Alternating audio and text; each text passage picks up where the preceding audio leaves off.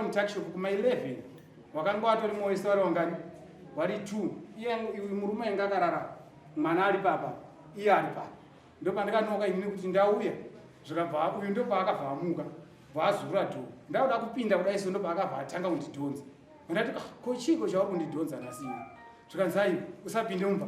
saka uyu ndopaakabva abuda auda kutiza vandamubvutira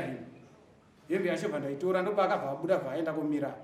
saka aenda komira ndati aiwa ndinoda kukuhwisai hapana zvanoda kukuita mira henyu kubva ndafonera waridzomba weTuckshop bva wauya bva ndavasvikira wese wakatowaona waripo wese watoripo zvikanzere ndizvozvo here kuti zveshiva mabati anze zveshiva ndabatiwa uyu ndobva akataura kuti nini mukadzi uyu tati wanonguva tichiita sei tichidanana saka inini kuona kwangu mukadzi uyu murume uyu ndakatopa kuti mukadzi wangu uyu abve pamba aende kusvika kupi kwaari kugara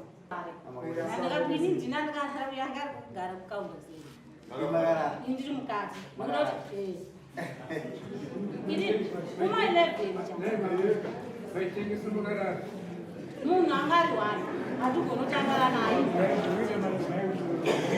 munhu ari wani atotangana nemunhu wani ndokubva ndagara zvangu kamukaunda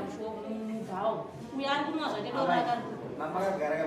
aiwa inini ndandakatowadza magumbezi ndakatozvambaraka ndiri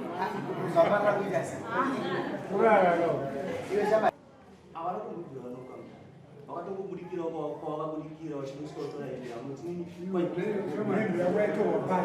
yanga iri apa inada kutarisa mukauta mamurako andakaisa apa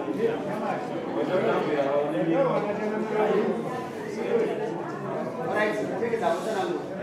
74 another day. Can also